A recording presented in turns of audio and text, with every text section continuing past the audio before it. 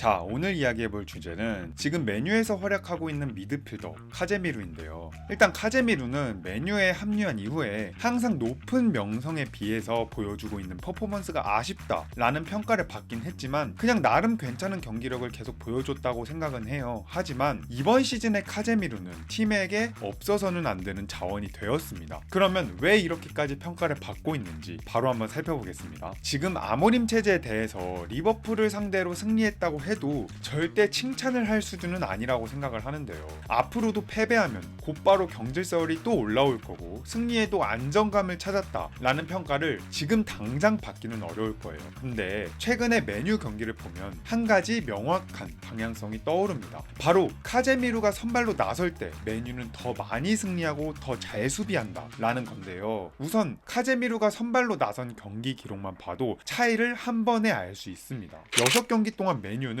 벌리, 첼시, 썬더랜드, 리버풀을 상대로 4승을 챙겼고 풀럼전 1무 그리고 아스널전 1패를 기록했는데요. 즉 4승 1무 1패로 너무나 좋은 성적이죠. 반면에 카제미루가 선발로 나오지 않았을 때는 맨시티전 0대3 패배, 브랜드포드전 1대3 패배로 수비 통제력과 미드필더에 큰 문제가 생겼습니다. 거기다가 4부팀 그림즈비를 상대로 패배했던 충격적인 경기에도 카제미루가 결장했었고요. 물론 방금 언급한 3실점을 했던 두 경기의 패배만으로 카제미루의 중요성에 대해 모든 것을 대변할 수는 없지만 분명한 건 카제미루가 뛸 때 메뉴는 훨씬 더 안정적이고 승리 가능성이 높아졌다는 것은 분명한 사실입니다. 이제 더 세부적으로 들어가 볼게요.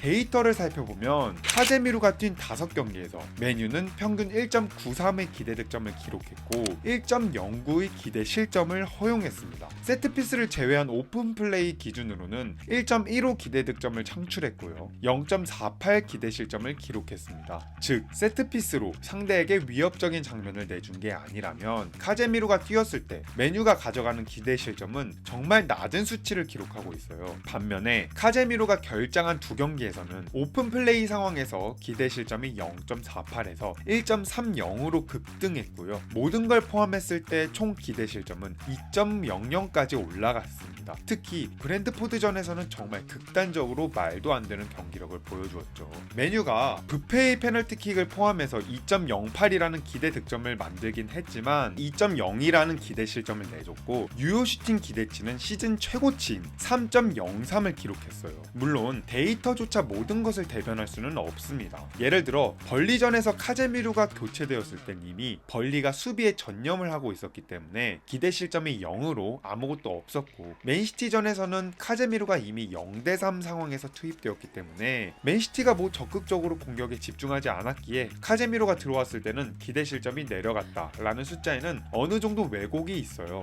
그럼에도 불구하고 모든 경기를 종합하면 계속 말하는 것처럼 카제미루가 뛸 때 메뉴의 경기 통제력이 안정적으로 향상된다라고 볼 수 있을 것 같습니다. 그러면 수비 스타일을 한번 살펴볼까요? 메뉴에서 카제미루가 아쉽다 라는 평가를 받을 때 항상 언급된 부분은 안 그래도 그렇게 빠른 선수는 아니었는데 나이가 더 들면서 더 느려지고 보여주고 있는 경기력이 점점 아쉬워지고 있다 이런 이야기들이 많았습니다. 근데 이번 시즌 메뉴에서 보여주는 역할 수행 능력을 좀 보면 정말 영리하고 경험이 많은 선수다 라는 걸 다시 한번 느낄 수 있었는데요. 일단 상대가 어느 방향에서 침투를 하든 어떤 속도로 달려오든 어디를 막으면 뒷공간을 막을 수 있는지 정확하게 파악하고 있습니다. 그 구역이 바로 14존이라고 불리는 구역인데요. 이제 경기 장면을 같이 볼 텐데 이 장면에서는 웨데고르가 볼을 잡은 상황인데 바로 옆에 같이 뛰고 있는 아스널 선수에게 충분히 시선을 빼앗길 수도 있었지만 카제미루는 끝까지 웨데고르를 사선으로 쫓아가면서 자신이 수비하고자 하는 14존으로 복귀를 시도합니다. 그리고 구역으로 가면서 엄청난 집중력과 함께 간격을 유지하다가 순간적으로 발을 뻗어서 볼을 탈취해요. 이 장면에서 발을 뻗는 타이밍을 보면 감탄을 안 할 수가 없습니다. 섣불리 덤비지 않고 상대방의 속도로 줄어들게 유도하다가 순간적으로 뺏는 건 정말 월클숨이라서 가능하다고 생각을 하는데요. 이제 그 다음 장면을 보기 전에 메뉴 전술을 간단하게 살펴보면 아모림 체제의 맨체스터 유나이티드는 3-4-3 포메이션을 주로 사용하죠. 그렇기 때문에 이 시스템 시스템에서 미드필더 2명에게 엄청난 체력적, 전술적 부담을 요구할 수밖에 없습니다. 아모림은 미드필더들이 역동적이고 기동력이 좋으면서 회복력이 강한 선수이길 원하는데요. 즉 넓은 구역을 커버하면서 경합에 강하고 고강도 압박을 지속할 수 있는 선수들을 항상 원하고 있습니다. 그래서 아모림의 스포르팅 마지막 시즌을 돌아봐도 이 철학은 명확했고요. 뒤에서 카제미로와 비교하면서 더 구체적으로 다루긴 하겠지만 그렇기 때문에 기동력과 체력의 강점을 가지고 있는 우가르테를 어떻게든 좀 더 살려보려고 노력을 했던 것 같지만 결국 실패를 했죠. 다시 경기 장면으로 들어가면 역습 상황에서 단 8초 만에 카제미루는 존 14로 복귀하는 데 성공을 합니다. 카제미루가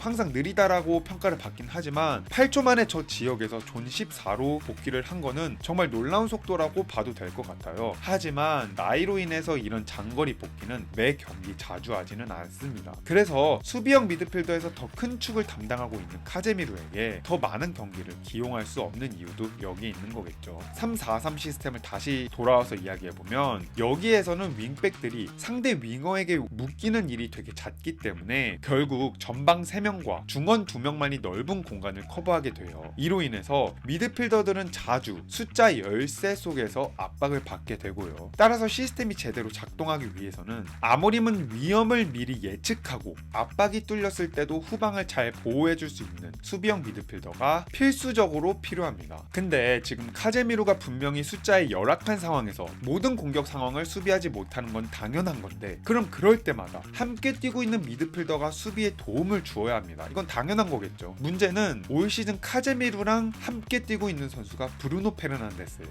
그래서 아모림이 스포르팅에서 기용했던 휠만드, 모리타 조합과는 분명히 다른 상황입니다. 브루노가 함께 아래쪽에서 뛰면서 창의성과 전진성은 분명히 향상되었지만 안 그래도 부족한 미드필더 숫자에 카제미루는 더 어려운 상황에 놓이게 된 거죠. 당연히 체력적인 부담이 생길 수밖에 없고요. 그래서 아모림은 카제미루와 우가르테를 번갈아 기용하고 있는데 두 선수는 완전히 다른 스타일의 성향을 지닌 선수들입니다. 근데 똑같은 위치에 기용을 하고 있는 건데요. 그러면 우가르테는 카제미루와 도대체 뭐가 다른 걸까요? 카제미루는 더 후방에서 플레이하는 6번 수비형 미드필더에 가까운 선수지만 우가르테는 정말 적극적으로 달라붙어서 수비하는 걸 선호하는 박투박, 즉 8번 미드필더에 가깝습니다. 따라서 계속 언급하는 것처럼 카제미루는 아모림이 아무리 높은 전방 압박을 요구해도 지속적으로 뒤를 돌아보면서 14번 존이 노출되지 않게 항상 신경을 써요. 물론 움직임이 예전만큼 빠르지 않기 때문에 공간이 생길 때도 있긴 하지만 카제미루의 위치 감각과 예측 능력으로 그거를 보완하면서 수비를 보호하죠. 그러면 경기 장면과 함께 수비 스타일에 대해서 조금 더 구체적으로 살펴보겠습니다. 이 장면에서 알 수 있는 건 카제미루는 정말 기술적으로 뛰어난 전형적인 6번 미드필더예요.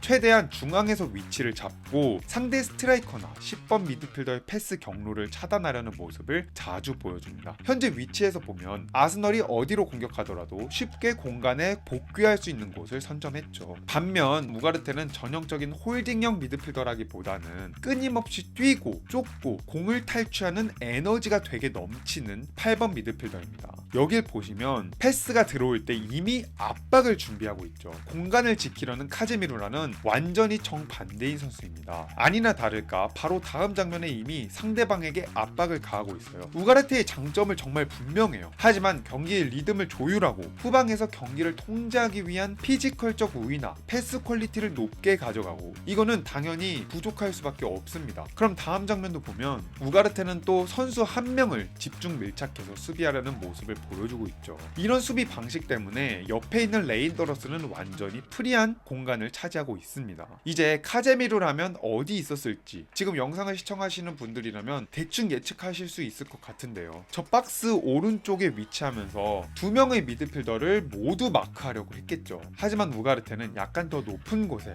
위치해 있습니다. 다음 장면에서는 이미 로드리에게 메뉴 선수들이 압박을 할 수 있는 상황임에도 불구하고 선수 자체의 시선이 쏠리면서 후방 수비수를 전혀 보호하지 못하고 있습니다. 이 상황에서 만약 퀄리티 높은 롱패스가 후방에 넘어온다면 한 번에 뚫릴 수밖에 없겠죠. 근데 저는 우가르테를 옹호한다고 생각하실 수도 있겠지만 이걸 보면서 아모림은 선수를 위해 전술을 수정하는 게 아니라 지금 스쿼드에 있는 선수들을 끌어쓴다고 다시 한번 느꼈어요. 우가르테는 계속 강조하는 것처럼 분명히 강점이 되게 뚜렷한 선수입니다. 그래서 만약에 4-1-2-3 시스템에서 8번 미드필더로 뛸 수 있다면 정말 포텐을 터뜨릴 노릴 수 있을 것 같거든요.